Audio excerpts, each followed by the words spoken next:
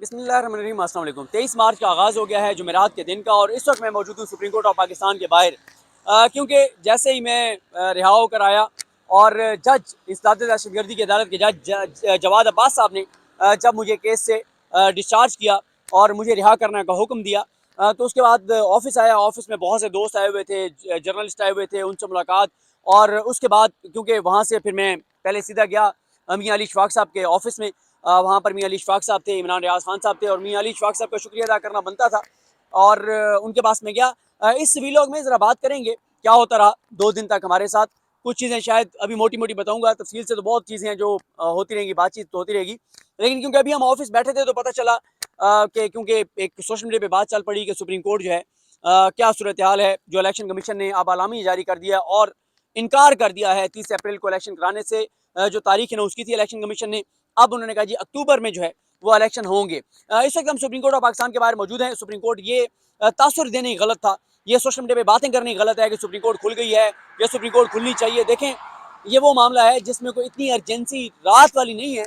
हाँ, ये कल इस पर पटिशन भी आ सकती है, इस पर सोमोटो भी हो सकता है, सुप्रीम कोर्ट दोबारा जवाब भी ले सकती है, कुछ भी हो सकता है।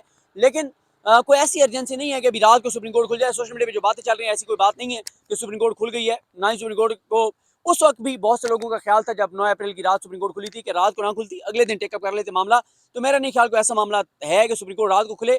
कल सुप्रीम कोर्ट ये मामला टेकअप कर सकती है, परसों कर सकती है, 1-2 दिन बाद कर सकती है, लेकिन सुप्रीम कोर्ट ये मामला टेकअप जरूर करेगी। और इस वक्त ये जो आपको सारी ऑडियोज वीडियोज नजर आ रही हैं, ये सारी ऑडियोज और वीडियोज जिसमें निशाना जो है वो chief justice Pakistan justice Umar Ata Bandial साहब हैं, जस्टिस याजुल हसन साहब हैं, जस्टिस मज़ार अली अकबर नकवी साहब हैं। वो टारगेट भी इसीलिए हैं कि हुकूमत ये तय कर चुकी है, पीडीएम ये तय कर चुकी है, दीगर इदारे ये तय कर चुके हैं कि इलेक्शन नहीं होगा, नहीं होगा, नहीं होगा। और सुप्रीम कोर्ट कहती है कि इलेक्शन होगा, होगा, होगा।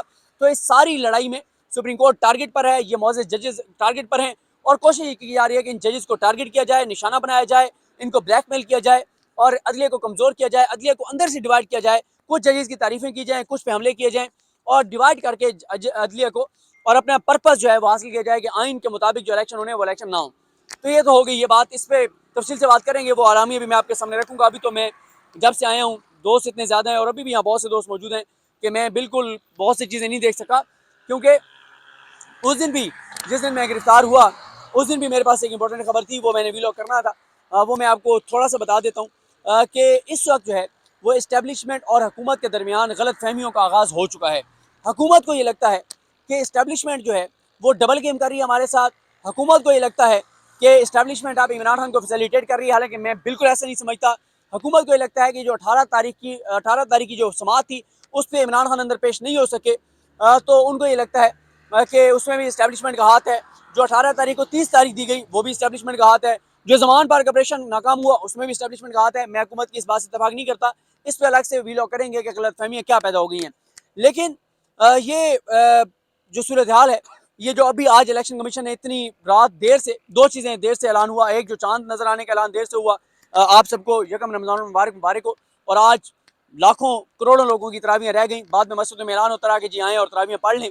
अब तरावियाँ पढ़ी जा रही क्योंकि बड़ा लेट जो है वो अनाउंस हुआ।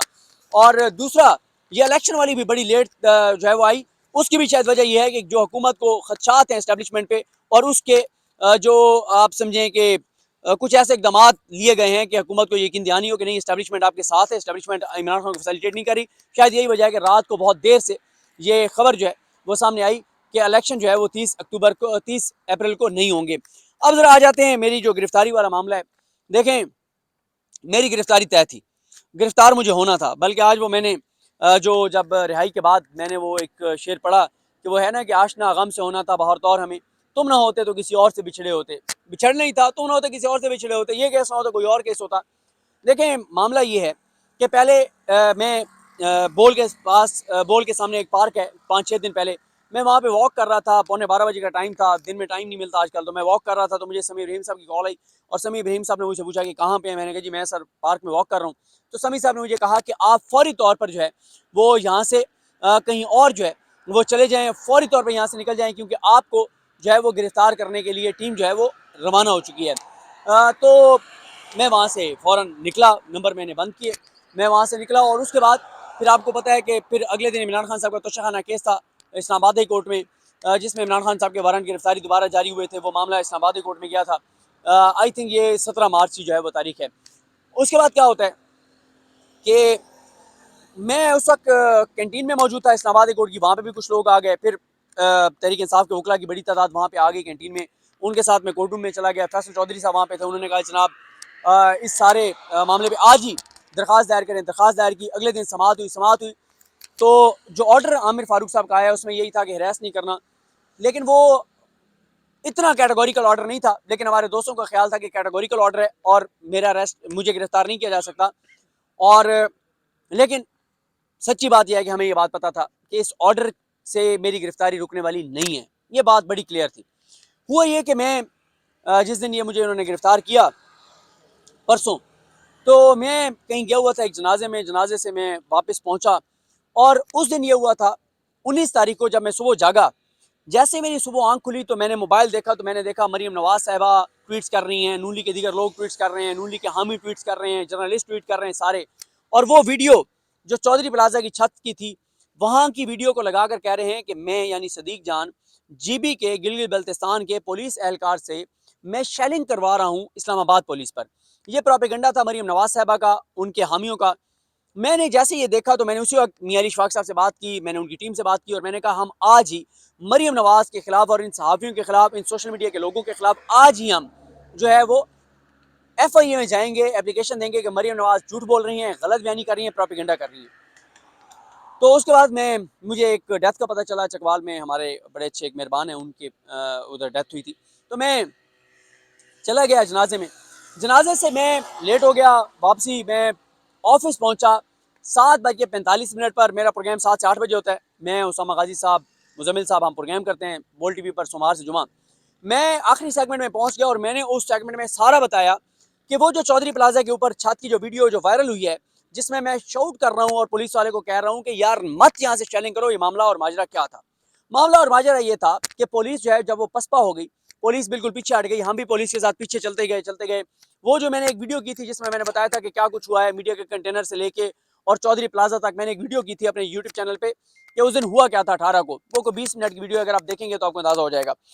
उसके बाद हुआ क्या, हुआ ये कि हम चौधरी प्लाजा की छत पर चढ़ गए, जहाँ की आपने मेरी 1 घंटे और 17 मिनट की जो वीडियो देखी उसमें मैं दिखा रहा हूँ सारा वो सीन। एक पुलिस वाले की हालत खराब हो गई, उसको सांस नहीं आ रहा था। तो हमने क्या किया कि हमने कुछ लोगों को कहा कि यार इस पुलिस वाले को ना ऊपर ले आए, छत पे। उसको ऊपर ले आए, उसको वोमिटिंग हो रही है। वो भी ट्वीट जो है वो इदरीस चाचर साहब ने किया, जो मेरे साथ गिरफ्तार हुए थे। इदरीस चाचर साहब ने ट्वीट किया और आई थिंक मुगीस साहब ने भी, मुगीस अली ने उसको रीट्वीट किया हुआ है या वायरल उसको ट्वीट किया हुआ है, जिसमें वो वोमिट कर रहा है पुलिस वाला, उसको सांस नहीं आ रहा। ठीक है, आपने ट्वीट किया मुगीस भाई या रीट्वीट किया था? मुगीस अली साहब ने ट्वीट किया था, इदरीस चाचर ने भी ट्वीट किया हुआ है। अच्छा, अब हुआ क्या कि जब उस पुलिस वाले को पानी दिया, उसको वो सारा वो ज़रा रिलैक्स हुआ, फ्रेश हुआ। फ्रेश होते ही उसने बंदूक निकाली और उसने वहाँ से शेल फायर किया। मैंने उस पुलिस वाले को ये कहा कि PTI के कारकुन जहाँ से शेल फायर होता है वहाँ पे स्पेसिफिक वहाँ पे पथराव करते हैं कि यहाँ से शेल फायर हो रहा है। आप यहाँ से शेल फायर कर रहे हो, एक तो वो हवा इस तरफ की है, हवा वापस आ रही है इस तरफ, शेल का वो आंसू गैस वापस आएगी। दूसरा, यहाँ पे अगर पथराव शुरू हो गया तो यहाँ पे कोई शेल्टर नहीं है, क्या करेंगे हम? ये बात हुई। हमने उसको भला किया, एहसान लफ्ज़ इस्तेमाल ही करूँगा, हमने उसका भला किया, उसको ऊपर लेके आए। वही पुलिस वाला मेरा ख्याल कंप्लेनेंट बना, वो कैसे बना वो भी मैं आगे चल के आपको बताता हूँ। अब हुआ ये कि 7:45 से 48 मिनट में प्रोग्राम में मैं बैठा। 8 बजे प्रोग्राम खत्म हुआ, मैं समी इब्राहिम साहब से मिला, रिजवान गलज़ई साहब मेरे साथ नीचे आए। मैं, रिजवान गलज़ई साहब, एहतशाम अब्बासी साहब, हम सारे जो है वो खड़े रहे, गपशप करते रहे बोल के ऑफिस के बाहर। उसके बाद ये हुआ कि मुझे खतरा था कि मुझे गिरफ्तार करेंगे और शुएब शेख साहब जो हमारे ऑनर हैं, वो मुसलसल मुझे कॉल्स कर रहे थे, सदीक तुमने अकेले ट्रैवल नहीं करना, तुम ऑफिस में रहो, तुम फलां जगह रहो, फलां जगह रहो, समी इब्राहिम साहब के साथ रहो, सारी टीम अपने साथ रखो, बंदों की जरूरत है बताओ, सारे बंदे साथ रखो, अकेले तुमने कहीं ट्रैवल नहीं करना। तो शुएब साहब ने उस दिन मुझे फ़ोन किया जब मैं वापस आ रहा था जनाजे से, कहते बताओ क्लियर है ना, तुम गिरफ्तार का कोई खतरा तो नहीं है? मैंने कहा शुएब साहब रोज़ फ़ोन करते हैं, इतने कंसर्न हैं, सबको फ़ोन करते हैं, समी इब्राहिम साहब को फ़ोन करते हैं, सबको फ़ोन करते हैं। तो मैंने क्या किया, मैंने शुएब साहब को कह दिया, मैंने कहा सर तमाम वकला से बात हुई है, सब लोगों से बात हुई है, सर गिरफ्तारी के कोई चांसेस नहीं है। उनको मैंने बिल्कुल मुतमईन कर दिया शुएब साहब को, क्योंकि वो बहुत कंसर्न थे। मैंने उनको कह दिया। अच्छा, अब मैं जब नीचे आया, ऑफिस के बाहर खड़ा था, मैं अपने ऑफिस में गया हूँ नीचे गया तो वही जो मैं बात कर रहा हूँ कि वीडियो में बाद में करूँगा कि एस्टैब्लिशमेंट और हुकूमत के दरमियान गलतफहमियों का आगाज़ हो गया। वो मेरी किसी सोर्स से बात हुई, उसने मुझे इन्फॉर्मेशन दी। हुआ क्या कि मैंने कोई चीज़ बात करनी थी फवाद चौधरी साहब से। मैं अपने ऑफिस से निकला, बाहर खड़ा था और वहाँ मैं वहाँ भी एक वीलॉग करूँगा, यादगार जगह है वो, आप सीसीटीवी फुटेज भी आप देख चुके हैं। मेरा ऑफिस है, मैं अपने अलहम्द और एक और अल साले फार्मेसी है, वहाँ से मैं ऑफिस के बाहर खड़ा था। तो मैंने फवाद चौधरी साहब को कॉल की, मैंने कुछ ऐसी बात करनी थी कि मेरे साथ जो दोस्त खड़े थे, मैंने कहा ये ना सुने। तो मैं बात करते हुए जो है वो वहाँ से फवाद साहब से बात करने के लिए मैं थोड़ा सा आगे गया। जब मैं यूँ आगे गया तो ये इस साइड पे पार्क है, इस साइड पे गाड़ियाँ खड़ी थी। तो मेरी ऐसे ज़रा मैंने ऊपर देखा, मैं नीचे यूँ फ़ोन कर रहा था, मैंने जब ऐसे मेरी ऊपर नज़र पड़ी तो मुझे बहुत से लोग नज़र आए पार्क के अंदर, पार्क की परली साइड पे लोग नज़र आए। और आखिरी जो मेरी नज़र पड़ी, 3 लोग खड़े थे जो मुझे देख के, और एक ने मोबाइल कान के साथ लगाया हुआ था, एक ने मास्क लगाया हुआ था। मुझे पता चल गया कि ये मुझे ही लेने के लिए, ले जाने के लिए तमाम किया गया है। मैं थोड़ा सा पीछे आया और मैंने आके अली शेर साहब और MB सोमरो साहब थे, मैंने उन्हें कहा आपने फ़ौरन नहीं देखना, लेकिन पीछे जो है वो फील्डिंग सेट है और ये जो है वो मुझे गिरफ़्तार करने के लिए आए हुए हैं। और मैंने कहा कि अच्छा, हम डिस्कशन करने लग गए। अच्छा, मैंने अब ये कहा कि ऑफिस चलते हैं, क्योंकि गाड़ी में अपनी भेज चुका था, मुझे पता था कि ये मुझे फॉलो कर रहे हैं। गाड़ी में अपनी भेज चुका था मैंने। एहतशाम अब्बासी साहब जो हमारे रिपोर्टर हैं, क्राइम रिपोर्टर, ज़बरदस्त दबंग क्राइम रिपोर्टर हैं, मैंने कहा उनके साथ में जाऊँगा, उनकी गाड़ी में, ताकि मेरी गाड़ी को वो फॉलो शायद करने में उनको आसानी होगी। मैं जैसे ही पीछे मुड़ा तो वो आपने CCTV फुटेज बोल पे देख ली होगी, मेरा हाथ पकड़ा और इदरीस चाचड़ साहब को कुछ लोगों ने समझा ये सदीक जान है, उन्होंने कहा तुम सदीक जान, उसने कहा मैं सदीक जान हूँ, उसको भी ले आए, इदरीस चाचड़ को भी, और मुझे भी गाड़ी में बिठाया, बिठा के आगे चले। गिरफ्तार करने वाली एक टीम थी, उन्होंने एक और टीम के हवाले किया। उन्होंने जाके हमें जब रास्ते में लेके जा रहे थे, तो ये मैं एक चीज़ वाज़े बता दूं कि गिरफ्तारी से लेके और रिहाई तक पुलिस का रवैया मेरे साथ बहुत अच्छा रहा। देखें, कहने के लिए मैं ये बात कर सकता हूँ कि मेरे साथ ये किया, ये किया, ये किया। वो खाने वाली बात बताऊंगा, सिर्फ खाने का ये है कि खाना मुझे नहीं मिला था, वो भी वजह बताता हूँ क्यों नहीं मिला था, जो बाद में पुलिस वालों ने माजरत की कि ये वजह हुई, जिस वजह से 20 घंटे तक भूखा रहना पड़ा मुझे। लेकिन पुलिस के किसी एहलकार ने मेरे साथ ऊंची आवाज़ में बात भी नहीं की। करने के लिए मैं बहुत कुछ बता सकता हूँ, ये जुल्म हुआ, ये जुल्म हुआ, ये मुनासिब नहीं होता। आपको सच बात बतानी चाहिए, आपको हकायक बयान करने चाहिए। झूठ बोल के आप शायद थोड़ी सी वो कर लें कि ये वो सारा कुछ, लोगों की सेंटिमेंट्स मेरे साथ आ जाएं, ये वो। हाँ, कुछ इतलात ऐसी मेरे दोस्तों को मिलती रही जिसका वो इजहार भी करते रहे कि शायद टॉर्चर किया जा रहा है, ये वो। कुछ इधर उधर से सोर्सेज ये दे रहे थे खबरें उनको कि यार जो है ना, ऑर्डर तो बड़े सख्त थे और टॉर्चर तो हो रहा होगा।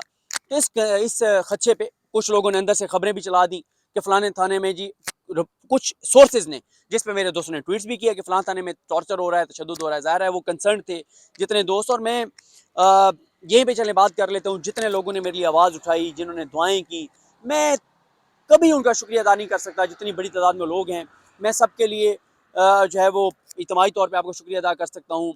आपकी मैं मोहब्बतों का मकरूज़ हूँ, आपका मैं एहसानमंद हूँ। मैं भी आप सबको दुआओं में याद रखूँगा। जिनका मुझे पता चलेगा फ़र्दन फ़र्दन कोशिश करूँगा सबको जो है वो उनका शुक्रिया अदा करूँ, लेकिन मुमकिन नहीं है। बहुत से नंबर थे मेरे पास व्हाट्सएप पे, वो अब मेरा व्हाट्सएप डिलीट हो गया। वो सारी चीज़ें अब व्हाट्सएप दोबारा भी बना रहा हूँ और वो सारी चीज़ें। अब हुआ ये कि कहा गया कि जनाब इनके गाड़ी रुकती थी, एक पुलिस ऑफिसर साथ बैठे थे, वो उतरते थे, इंस्ट्रक्शंस लेते थे, गाड़ी में आके बैठते थे। उन्होंने कहा कि जो साथ, हम पीछे छोटी गाड़ी थी, 4 लोग बैठे हुए थे, दोनों पुलिस वाले जो हमारे राइट लेफ्ट बैठे थे बड़े अच्छे थे, और उन्होंने कोई टॉर्चर नहीं किया, कुछ नहीं किया। बस जो ऑफिसर गाड़ी में आके बैठे उन्होंने कहा कि इनके चेहरे नीचे कर दें और ऊपर कपड़ा डाल दें। कपड़ा तो नहीं था, कुछ चीज़ें पड़ी हुई थी गाड़ी में, पता नहीं क्या था, वो हमारे ऊपर डाल दिया उन्होंने। खैर, हमें जाके और एक जगह पे, एक चार दीवारी में अंदर जाके, और वहाँ पे हमें उतारा गया और कपड़े डाले गए और हमें हवालात में बंद कर दिया गया। अगले दिन वहाँ से निकल के पता चला कि वो CIA सेंटर था। अच्छा, हुआ ये कि जब बंद कर दिया तो ये भी कुछ चीज़ें हैं, कुछ लोग आए, उन हमें नहीं मिलने दिया गया, कुछ लोगों ने स्टैंड लिया, कुछ और इंस्ट्रक्शंस थी, कुछ और ऐसी चीज़ें थी। बहरहाल जो दोस्त हमें मिलने आए उनसे हमें नहीं मिलने दिया गया और कहा गया कि जी हम नहीं मिलवा सकते आपको। तो उन्होंने कहा अच्छा मिलवा नहीं सकते तो मोबाइल ही उनके दे दें। उन्होंने कहा मोबाइल भी नहीं दे सकते।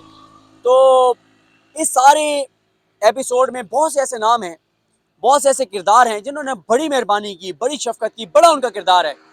और बहुत कुछ जो नहीं हुआ उसमें उनका किरदार है, लेकिन अभी उनका नाम मैं नहीं ले सकता, आपको भी पता है। जाहिर है वो ऑफ द रिकॉर्ड चीज़ें थी। इंशाल्लाह एक वक्त आएगा मैं एक एक किरदार का नाम भी लूँगा, उनका शुक्रिया भी अदा करूँगा, उनकी जो मेहरबानी है और जो जर्नलिस्ट कम्युनिटी उनका भी सारों के नाम भी लूँगा, एक एक का बताऊँगा भी, किसी वीडियो में ट्वीट्स भी करूँगा, उनको जाके मिलूँगा भी सही। जो Islamabad high court reporter association के दोस्त हैं, साकिब बशीर साहब, दीगर दोस्त, और सबका इंशाल्लाह जो है वो, क्योंकि अभी मैं नहीं चाहता कुछ लोगों के नाम रह जाएंगे, फिर वो कुछ दोस्त वो कहते हैं जी फलां फलां का नाम लिए, हमारा नाम नहीं लिए। अच्छा, इस सारी सूरत हाल में होता ही है कि हमें सीआईए सेंटर जो है वो हिरासत में हम चले गए, हवालात में बंद कर दिया गया। रात को जो है वो हम सो गए, सुबह जागे। अच्छा, वो सुबह जो है वो पता ही नहीं था कि मैं किस केस में हूँ, किस थाने का मुल्जिम हूँ, क्योंकि बाकी थाने में जगह नहीं थी, तो उस सीआईए सेंटर में रखा गया था। फिर पुलिस की एक टीम आई मुझे लेने के लिए सीटीडी से, तो सीटीडी से वो लेने आए, तो पता चला जी मैं तो सीटीडी का मुल्जिम हूँ। कमरा अदालत में जाके इंकशाफ हुआ कि मेरे ऊपर जो एफआईआर है वो ये है दहशतगर्दी की, कि वो पुलिस एहलकार जिस पे हमने अपना भाई समझ के मेहरबानी की थी उसके ऊपर लाए थे, उसने मेरे खिलाफ दरखास्त दी है और कहा है कि सदीक जान ने कार्य सरकार में मुदाखलत किया है, मेरे से शेल छीनी है, मेरे से बंदूक छीनी है, मुझ पर हमला किया है, मेरी वर्दी फाड़ दिया, ये सारी बात उन्होंने। मैंने, अच्छा, मैं उससे, मुझे शिकवा नहीं है, उस पर दबाव भी हो सकता है उस बेचारे को पता ही ना हो, या ये भी हो सकता है कि उसने अपनी नौकरी बचाने के लिए किया हो, मुझे उससे कोई शिकवा नहीं है। उसके बाद खैर हमें पेश किया गया आमिर जवाद अब्बास साहब की अदालत में। वहाँ पे जितने दोस्त आए, मैं कैसे उनका शुक्रिया अदा करूँगा, मुझे अंदाज़ा नहीं है, उनकी जो मोहब्बत है, जो उनकी मेहरबानी है।